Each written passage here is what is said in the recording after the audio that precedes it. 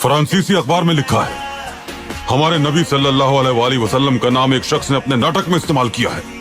वो नाटक आज रात पेरिस में दिखाया जाने वाला है। हमारे नबी की तौहीन की जा रही है और हम कुछ नहीं कर सकते। वो सरेआम हमारे नबी की तौहीन करने लगते हैं। हमारी जात पर हमले करें तो कोई फर्क नहीं पड़ता, लेकिन कोई हमारे दीन, हमारे नबी पर हमला करे तो हम कब्र से भी उठ जाएंगे, अपनी तलवार से उनके टुकड़े कर देंगे। वो हमें मार डालें, हमारे गोश्त के टुकड़े टुकड़े कर दें, अपने नबी की हुर्मत के लिए हम राख बनकर भी उठ जाएंगे। आखिरत में अपने पैगंबर को मुंह दिखाने के लिए हम लड़ेंगे, क़यामत तक उनसे लड़ते रहेंगे इंशाअल्लाह। ये कागज के टुकड़े इस बात का सबूत है कि हमारा सामना गरज से आ रही दुश्मन से है।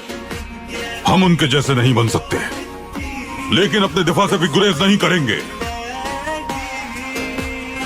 फ्रांस के सफीर को फौरी बुलाया जाए।